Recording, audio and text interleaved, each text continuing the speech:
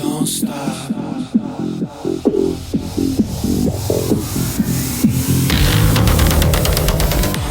Hi, thanks for joining me on the Everything and Anything in a Bit Gay podcast. I'm Zach Randles-Friedman, the host of the show, and I wanted to tell you about a phone call that I got from a friend this morning that was really interesting. So I have a friend that I've been friends with for a very long time, and we text back and forth several times a week, and we're, still close after many years of being friends, and think we know everything about each other. And she usually will send me a text before calling. We schedule our calls like most people do, I guess, nowadays. But she didn't. Today, she just gave me a cold, spontaneous call. So whenever I seen the phone ring, I'm like, uh-oh, what's going on?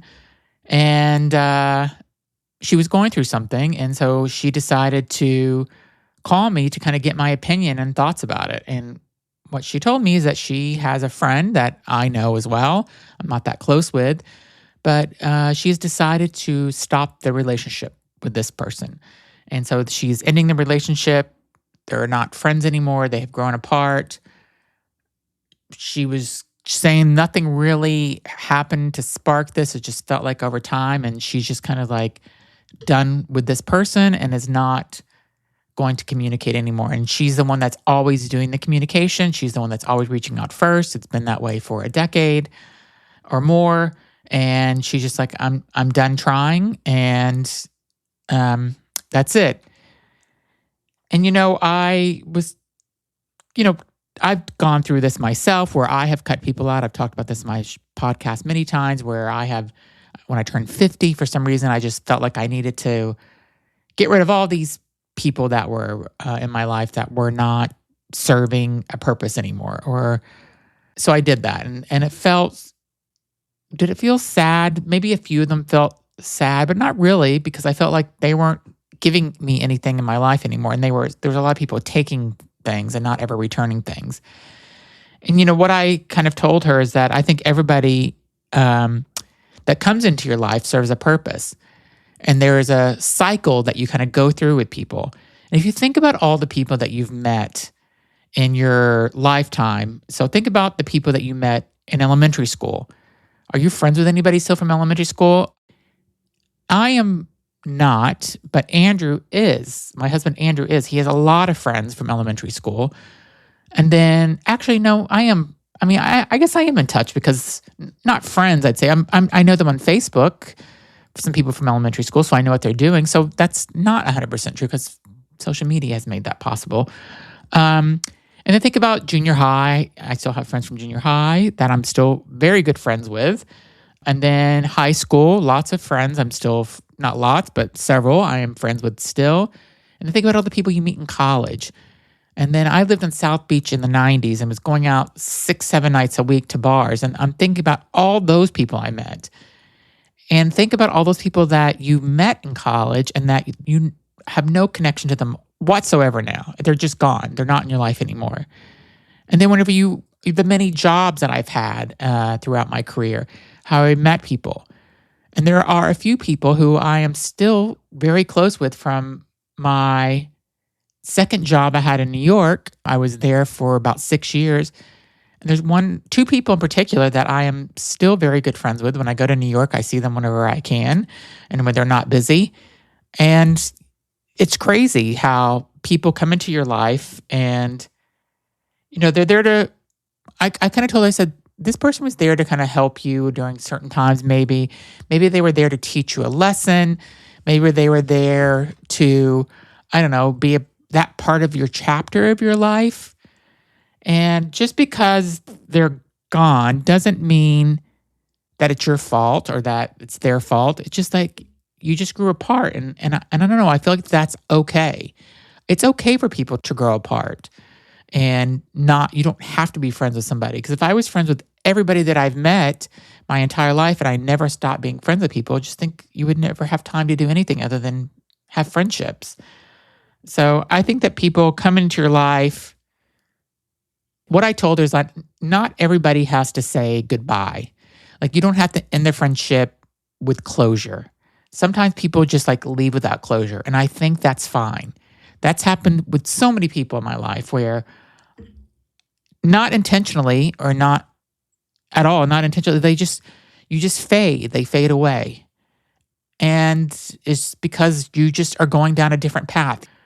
You have a different way of thinking, you've changed jobs and you're doing something different. You've moved. I mean, I've moved 18 times in 27 years with my husband. So all the people that I've met in all these cities I've lived in, you know, some people each city I've lived in, I still have somebody there that I'm connected with somehow. But there's a lot of people that once I moved, I never heard from them again. And it was from both sides. Like I moved, they were a friend for me at the time when I was living in that city. We would go out to dinner, we'd go out to bars, we'd go out to do whatever, go see shows, concerts. But then when I moved, that was it. And it's like there's no hard feelings about me leaving, or I'm not upset with them or anything. It's just that I'm not going to see them again. And so that's what I was trying to tell my friend. Like, just, you got to look at it like that. Like, there's a time when people come into your life and they're there for a reason. And just because they leave doesn't mean that it's the end of, the world, and maybe they'll come back into your life again. But this particular person I said, it's probably best that she's not in your life anymore. So I just think that's how the world works. And I think it's fine. And people are meant to come in and out of your life, and they serve a purpose at the time. And then they're no longer serving a purpose, or there's no connection, or you've just grown apart, or you're two different people. And it's just the way life is. And it's okay.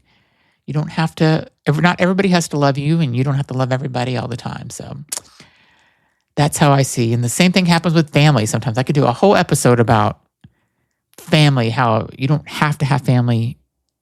Just because they're family doesn't mean that they deserve to be part of your life. So, but we'll save that for another time, because this is a good message. This is a good thing that my friend is going through, where she doesn't have to feel like she is stuck in a friendship that she doesn't really want to be a part of anymore. So that's my advice to her. That's my advice to my audience. If you're listening to this, like if you have a friend that you're going through, you're like, oh, I don't know if they're meant to me. Maybe they're not. So just evaluate it. And if you think that they don't belong in your life anymore, then set them free. It's okay. You don't have to be friends with everybody all the time. So let's talk about my guest today. Dr. Diane is her name, and she is she's got her own podcast. She's got books. She's got an amazing website. She's talking about sexual health, and she was in a poly relationship with her partner, and now they're in a monogamous relationship, and we kind of go through it all. She was an excellent person to interview. I really enjoyed my time with her. I hope you enjoy it, and maybe she'll teach you something. So thanks for listening, and enjoy my interview with Dr. Diane. Thanks. Thanks for joining me on the Everything and Anything and a Bit Gay podcast. I am really happy to have a guest that you have not met before. I have a million questions for her because she's got such an interesting background. Plus, she is a fellow podcaster. Welcome to the show, Dr. Diane. Thank you, Zach. So great to be with you. So you're a board-certified sexologist. You have a double doctorate. You're a best-selling author. You've got your own podcast. What have you not done, or what do you want to do next?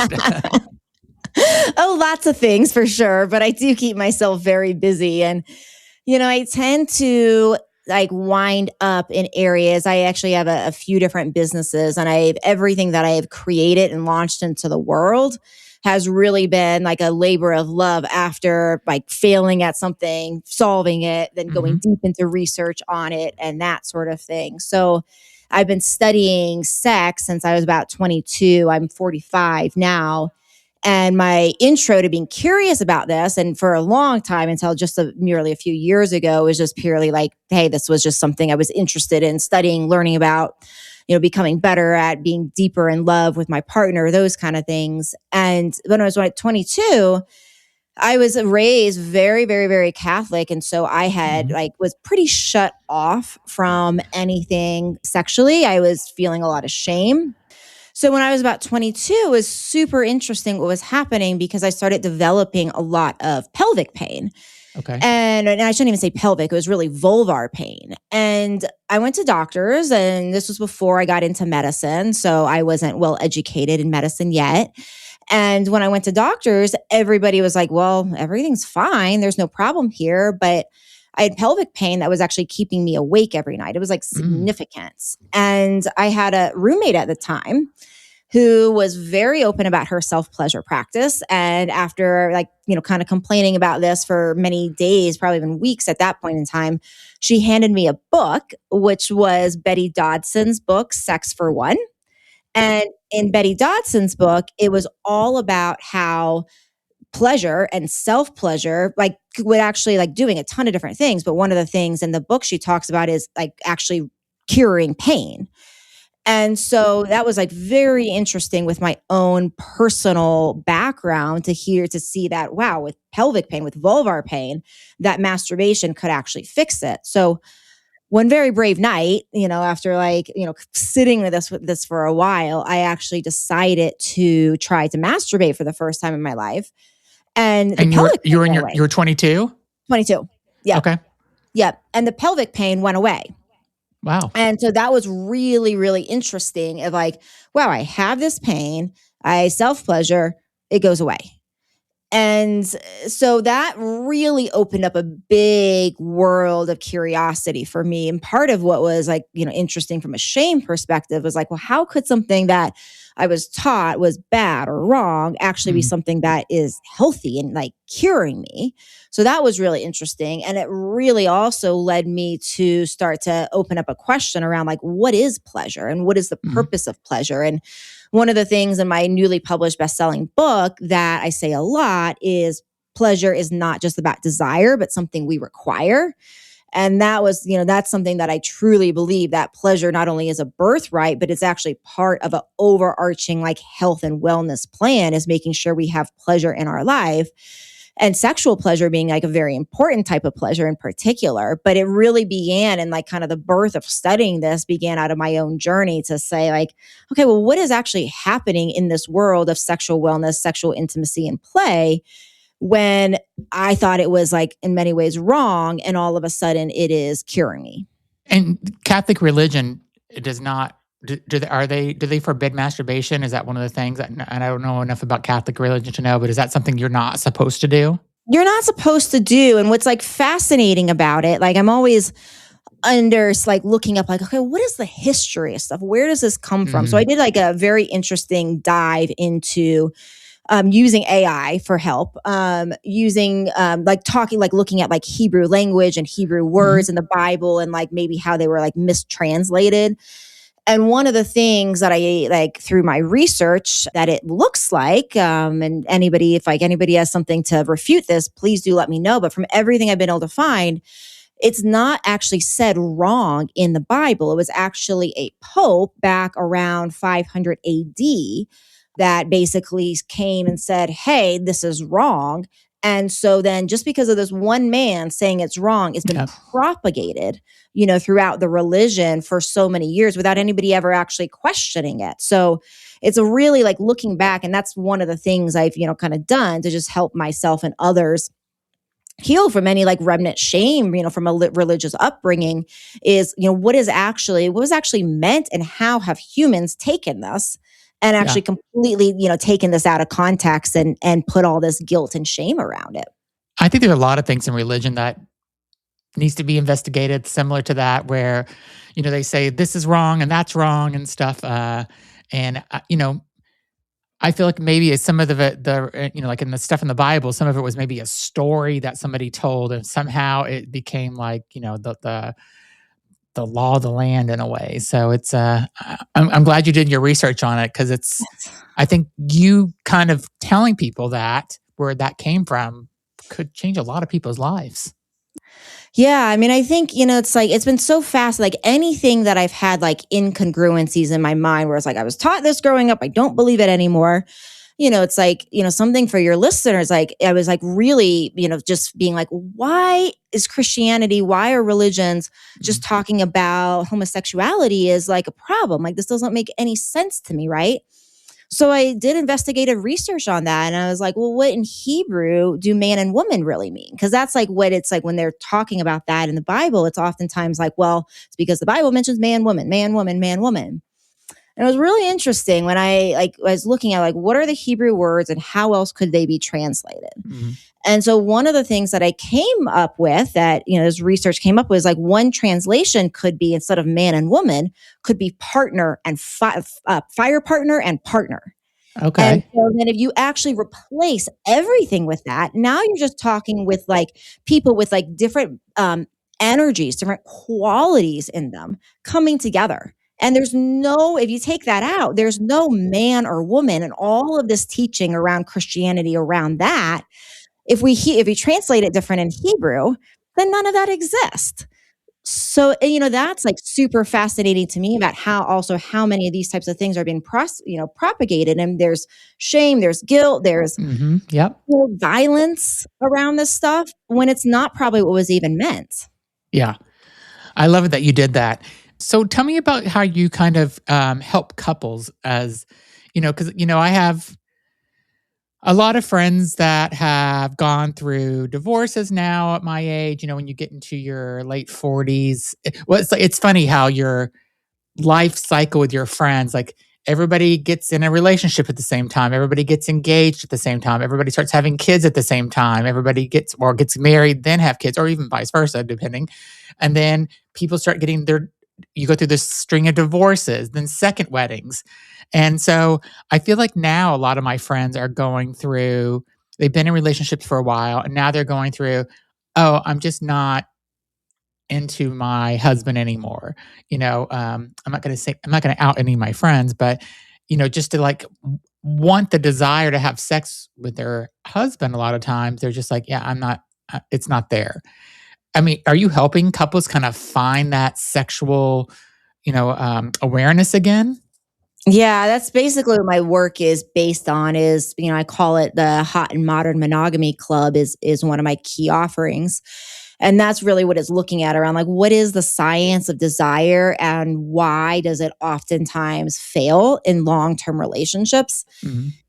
And some of this like was initially inspired by a lecture I listened to by Richard Bandler, who's one of the co-founders of the brain retraining program, NLP, neuro-linguistic programming.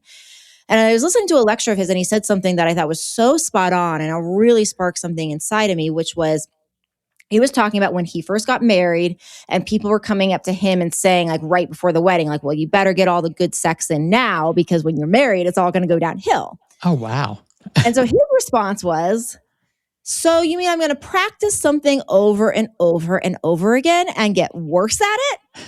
Right? Yeah. And it's like, when we take that, it's like, well, where else in life do we actually practice something? Do we do something over and over again and get worse at it? Like generally that is not how it works. You Mhm. practice something, you get better. And so when we're looking at the science behind why this happens, one big reason why this happens is because of the lack of novelty and the habituation and Mhm. the lack of prioritization. Yeah.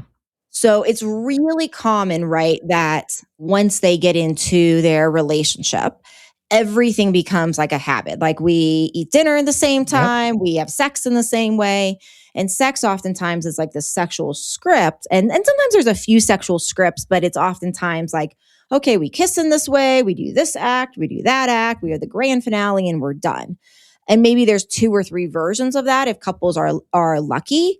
Another thing that happens is we get so into the idea of spontaneity being Yeah. like super important that we wind up like not prioritizing it. And what winds up happening is like, especially when people start having kids too, this even gets more extreme where it's like, okay, the kids have a space in the calendar, the gym has a space in the Yeah. calendar, work has a space in the calendar, maybe dinner with parents have a space in the calendar. The kids have their own calendars too. Like it's like Correct. Yeah. Correct. Sometimes you're managing 6 calendars, all of that. And then, and then we expect and we think like, sex is supposed to be spontaneous. And what's interesting about it is we go back to when we were dating.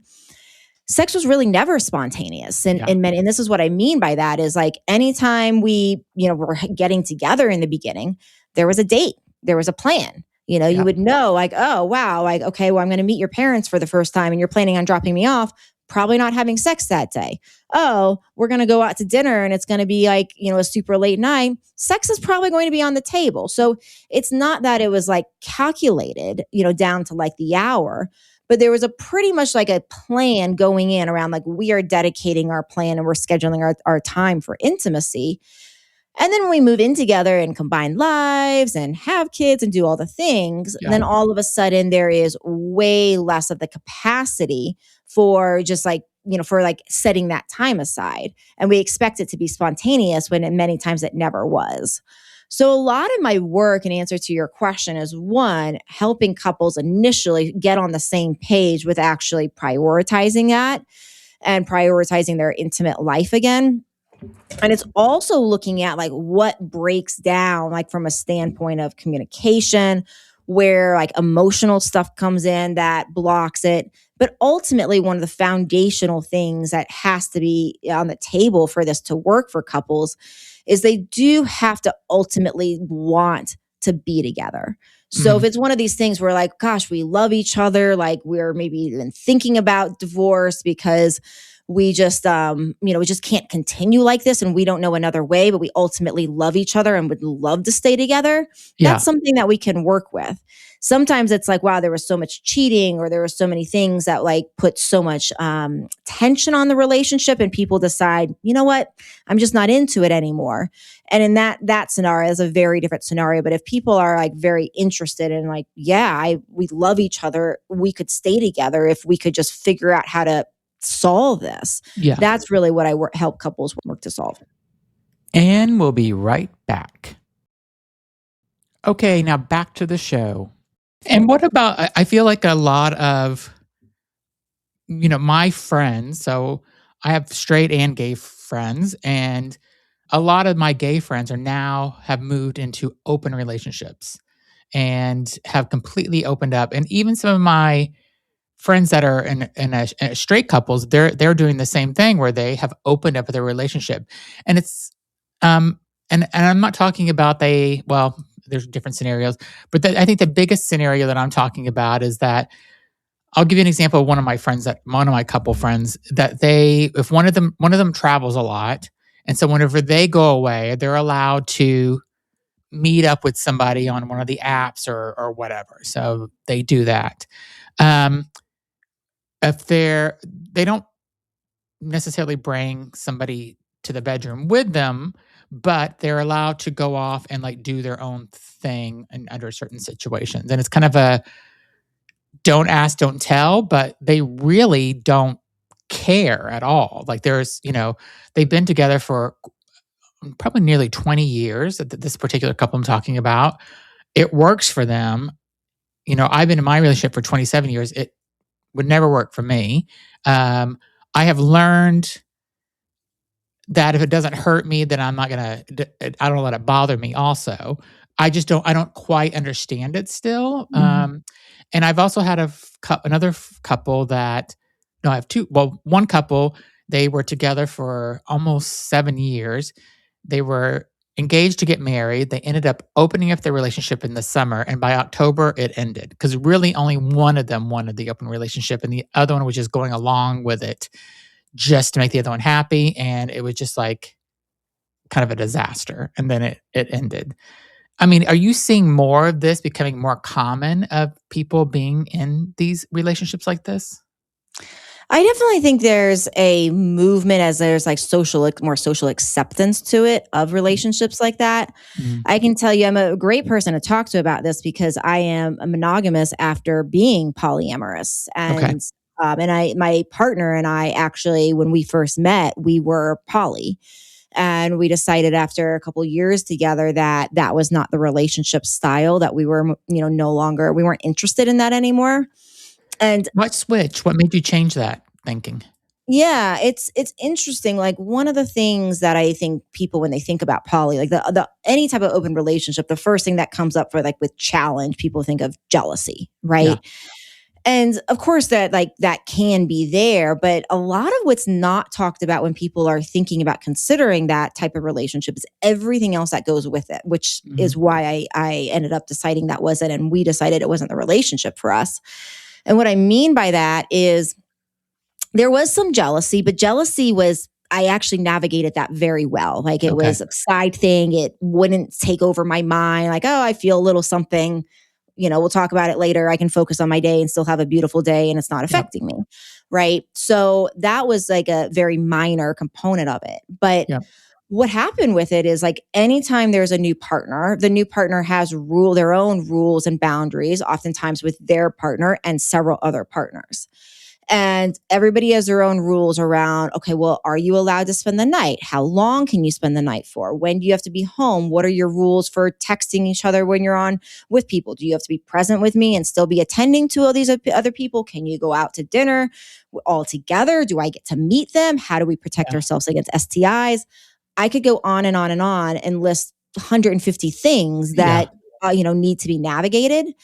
And for me, it was like just with like, okay, like partners coming and going. And like every time somebody outside brings a new person in, it like trickles down and actually can impact and needing to, it's a lot of renegotiation. Yeah. Frankly, I just found it was like exhausting. And I constantly felt like I was renegotiating these like boundaries and rules and all of this. And I just was like, this is not how I want to spend my time. With this, like creating these conversations and recreating the structures of relationship. I just found it to be a kind of exhausting process and not a good use of what I want it to do. So, but it did spark my work in hot monogamy in the regard of, one of my biggest questions were like, okay, well, what poly is ultimately trying to solve oftentimes is a few things. Like, how do we keep, passion? How do people experience passion? How do we work with the fact that no one person is our everything? How do we have, deep and meaning connections, not just with our partner, but outside? And so then my question was like, well, how do we do those things in the context of monogamy? How do we keep monogamy for the best it has and bring in some of that? Obviously, we're not going to bring in every aspect of that because we're monogamous now. But that was the real big thing that I wanted to start solving for myself and for others is how do we take that passion, that excitement, all those things and actually apply some of those principles to actually keep that and bring that into monogamous relationships. I have a guy that I met. I interviewed him on my podcast. He's got a new podcast. He's fantastic, actually. His name is Aiden, and he and his husband have an open relationship, and he's posting about that on his Instagram. He has like 35,000 followers. He's got a good amount of followers. I think his podcast is really going to take off. Yeah. But I think it was like his 5th or 6th episode where he brought his husband on and they were talking about being open. And he wrote me and said, I am getting bashed. Like people were really like coming after him and like saying the nastiest things on him. And I told him, I said, sometimes when I put an episode out, things like that happen with me. You got to ignore it. I remember whenever I first was writing back to people, like trying to stick up for myself or get rid of the trolls. I'm like, no, just let them say what they want.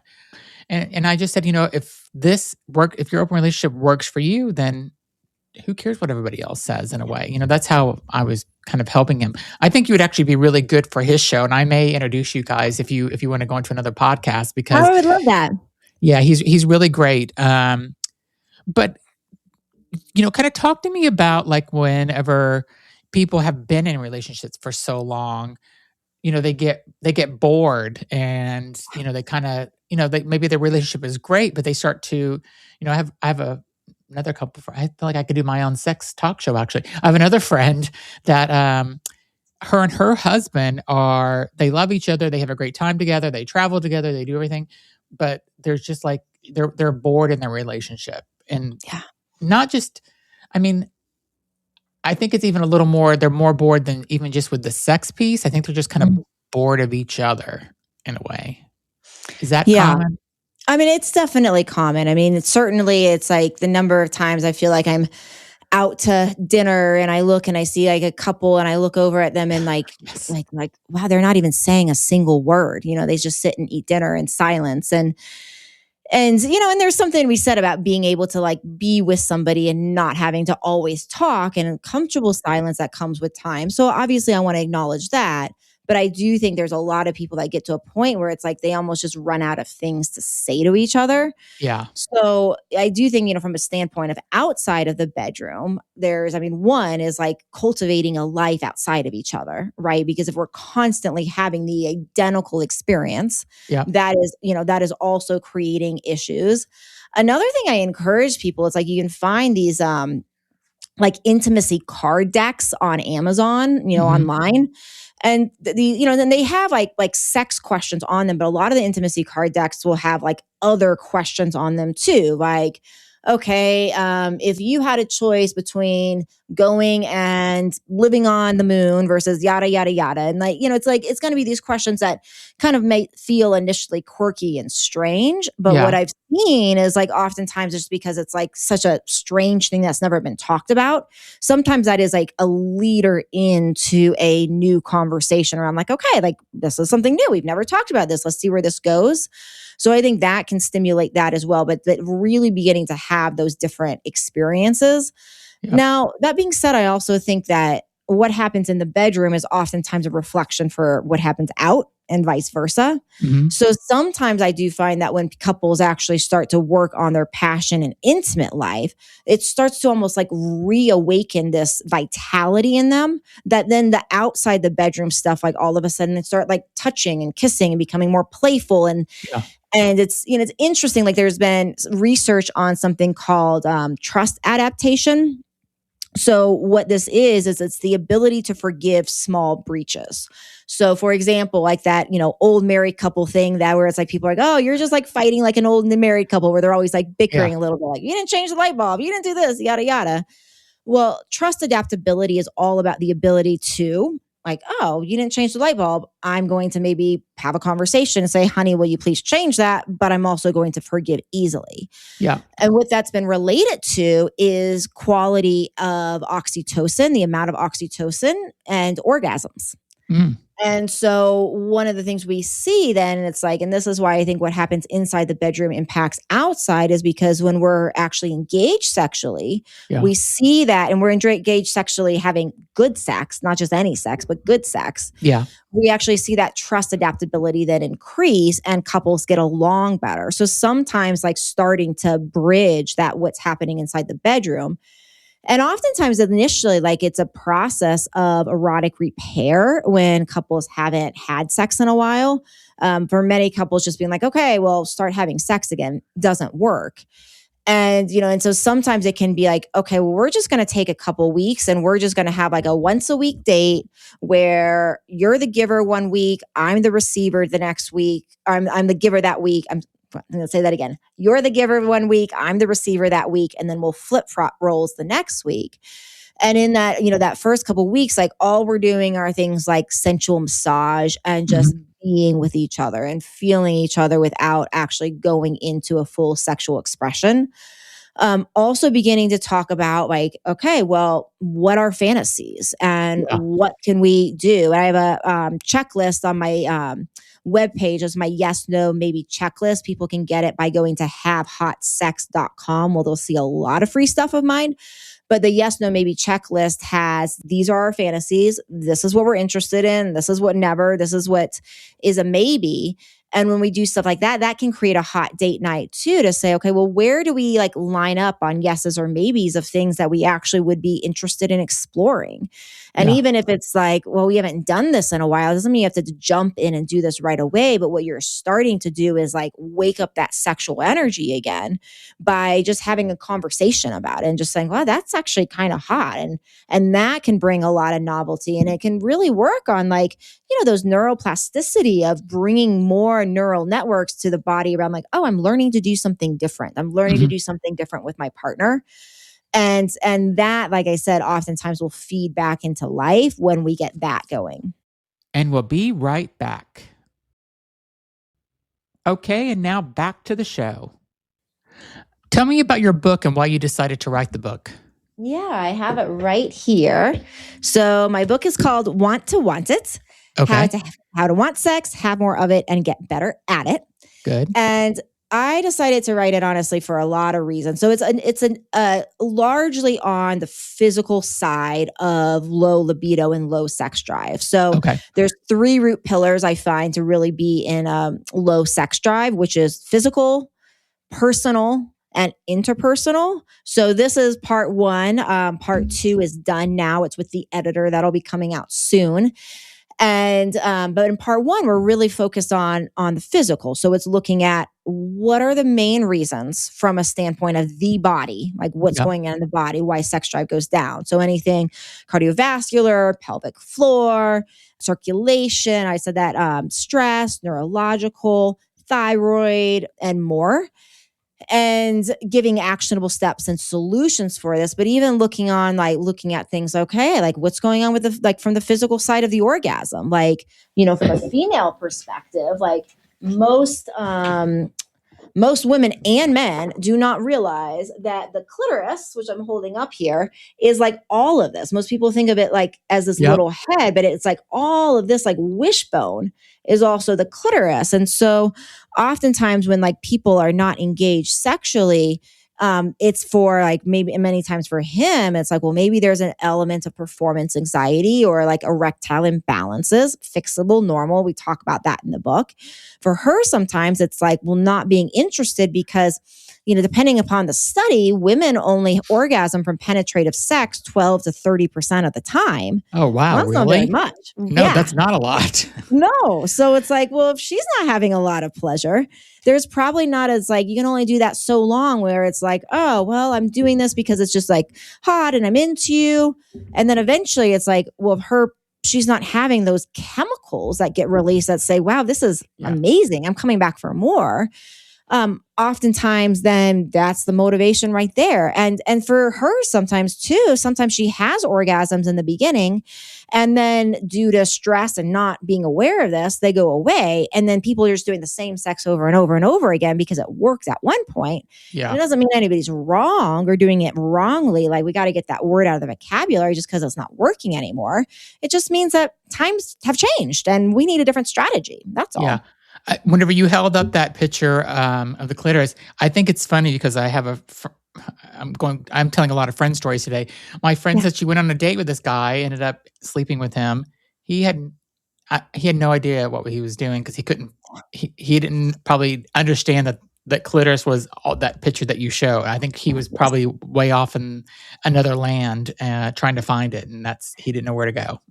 Yeah. And that's, I think it's common, but here's another thing too. I think so many times as women, we are under this feeling of like, well, men should just know.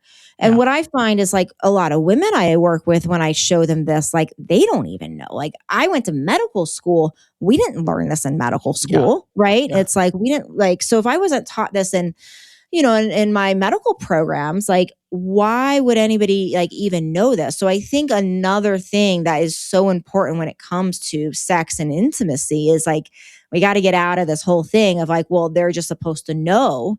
They're just supposed to know what I need, how my body works and that sort of thing. And most, like when we do it well and when we're with somebody that does want to, provide pleasure to us, most of the time I have found that when people are like expressive to their partner around like, hey, honey, like, a little bit more like this, a little bit more like that. If it's done well and you're with a good person, generally they're going to want to learn that and know that. But we do have to be willing oftentimes to actually share. And, sometimes I do think, unfortunately, women have faked orgasms so much, which sadly creates a 2-part problem. One, it's then training her partner that worked. And so, now that partner's going out into the world and being like, oh, I know how to do this. So I'm going to apply the techniques of this new partner, which maybe is what happened to your friend. And like, poor guy, like doesn't even realize that maybe, these techniques were improperly patterned him because somebody not being honest. Yeah. And for women, one of the biggest problems if they're faking it, with their current partner, with any partner, is if you fake it, you're going to keep getting more of that same thing. And eventually it's going to lead to you not wanting it at all because it's not doing a whole lot for you. Yeah. Tell me about your podcast, Libido Lounge podcast. Yeah, Libido Lounge. You can find it on any major podcast platform. And basically, we really explore love, relationships, sex, intimacy, all of the above, anything from looking at, wow, what emotional barriers do we have? What happens when there's shame? What happens when there's guilt? What happens when there's genital image, imbalances, whether it's like a man not liking something about the look of his penis, whether a woman not liking something about the look of her vulva and clitoris, which is just so common.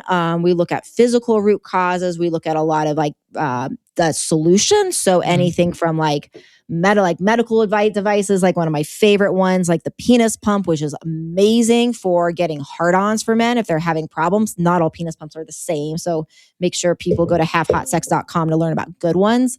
But we talk about that and a whole lot more on my podcast. Cool. What days it come out?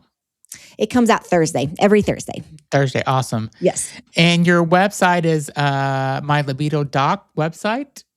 Yeah, My Libido Doc. And you'll find, so that's the main website. You'll find a ton of freebies on there. I have a ton of courses. All of my work is really in helping teach people, right? Like, I really believe that every human is capable of having amazing sex, of having deep and intimate connections with their partner.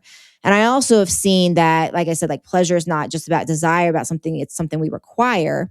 Mm-hmm. And I say that because when we see oxytocin increases in our blood 500 times when we orgasm. When we hug, a 20-second hug, it increases 30 to 50 times. So way more with orgasm. Yeah. Oxytocin's been shown to help with sleep. It's been shown to build bone. It's been shown to reduce anxiety, reduce depression. It's been shown to help with longevity of a relationship. It's one of the top 5 reasons why people will get divorced is not having chemicals like this and not being sexually intimate. So I really believe that great sex is something that everybody is capable of, but we're not taught this. So my programs, some of them complimentary as well as my paid programs, are all really based upon how I can help couples actually get back on the same page, prioritize their relationship, and fall in love and have more passionate sex to be that, one of the pieces of glue that keeps them together for a long time. And so you can find all of that, yes, on mylibidodoc.com. Awesome. If you want to check out Dr. Diane's Instagram, it's My Libido Doc. I will put a link to her Instagram on the description of this video or podcast, whatever you're listening or however you're hearing this. Also, I'll put a link to her website and her podcast. And she also, one last thing before we go, I love it that you have join our hot and modern monogamy club. Yes. That is my signature product. It is 10 months long plus a few bonus modules for a total of actually a year long's worth of content. And it really builds. It's like anything from, okay, let's really give you actionable steps for the physical root causes down to techniques. How are you better at oral sex? How do you bring a new fantasy in? How do you have the conversation with your partner when they did that thing or they've been doing that thing for 20 years and you actually don't like it and you need to talk about it, right? So all of that and so much more. It's really teaching you kind of step by step from all of these different pillars of root causes, how to actually have a very, very hot and passionate monogamous life. And like I said, everything is super actionable. I'm very into this doesn't work if we don't take action. So it's not just teaching, it's, kind of instructing on steps to take. That's awesome. I love the work you're doing and I love how open you make it and easy for people to talk about it because I think a lot of people shy away from wanting to talk about sex. So it seems like you can kind of really, you have that power to get people to open up. So that's amazing. So thank you, Zach. Yeah, that's the goal is like, this is one of the most important things in life. And of course we want to, do it in a well, and all of my work is done in a way where it's classy and professional and all of that. It's not porn. You're not going to see nudity on it or any of that. But I really think we just got to get the taboo out of this because people are really struggling and it's hurting their relationships and it's hurting their lives. So I really work to, be that solution for them. So thank you for honoring that. I appreciate you. Yeah, awesome. So again, check out Dr. Diane's website. Go buy her book. I have a feeling you're going to get a lot of people that are going to want to get this book and learn more about it. When's the second one coming out? Do you have a date? We don't have a date yet. It depends upon how fast my editor is, but it'll definitely be in 2026. Okay, So awesome. We know it's soon. Well, thank you so much for being on. You're an amazing guest. If this episode resonates with somebody that you think you know, please send it to them and let them know about Dr. Diane and her website. She has a YouTube channel also. She's got a very big presence online. So thank you so much for being an awesome guest. And if you haven't subscribed to the show, please do, and go subscribe to Dr. Diane's podcast as well. Thanks so much for being on. Thank you, Zach. Thanks for having me.